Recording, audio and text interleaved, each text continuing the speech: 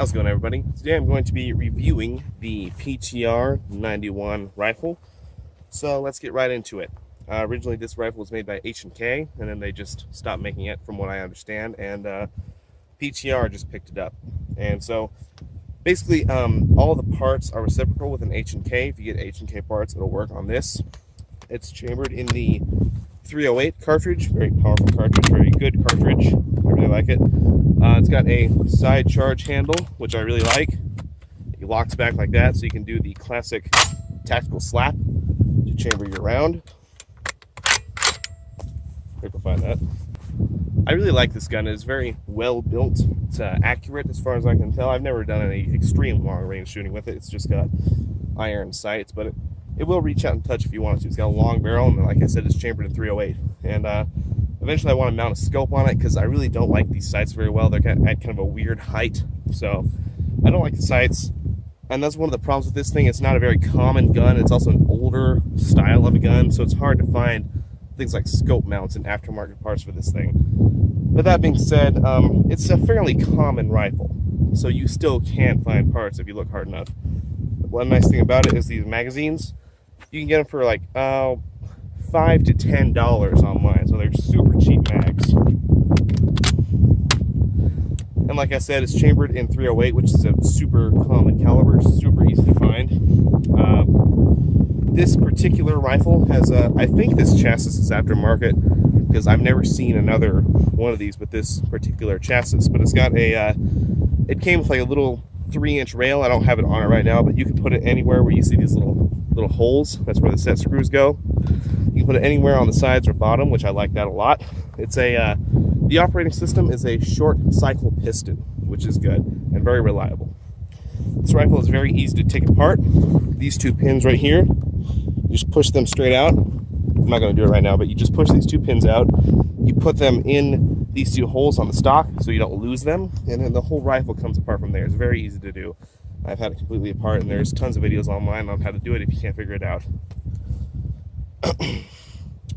There's a very nice safety switch there, very big, easy to work.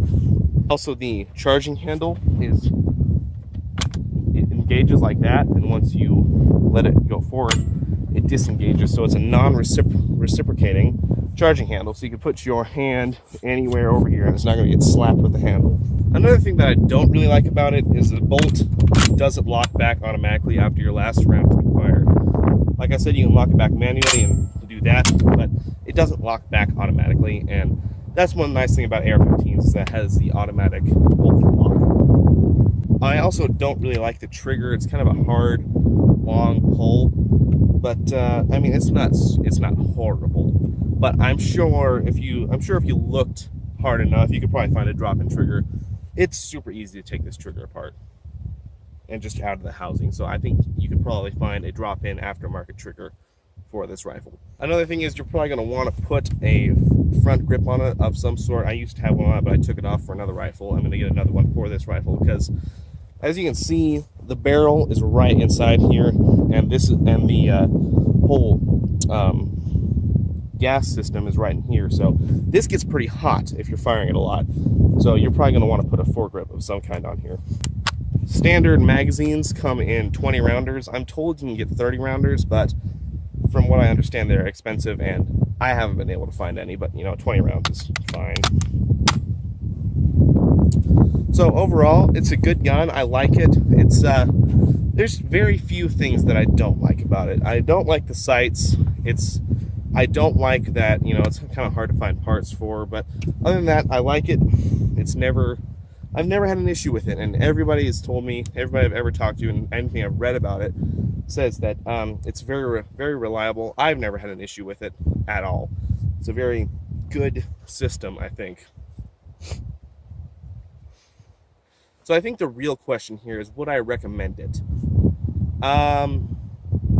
I would not recommend it for a first-time rifle buyer, because if you're going to get a rifle like this, and if it's your first time buying a rifle like this, I would go for an AR-15, because they're a little more modular and easy to customize to your liking. These, not so much. You can get parts for them, but they're not very easy to find, and they're most likely going to be used.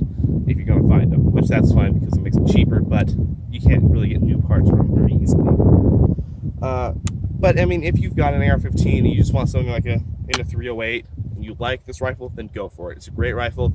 A little bit on the expensive side. You can normally get them for a little under $1,000, but that's not too expensive for the world of rifles, especially a good one like this. That's about all I have to say of the PTR-91.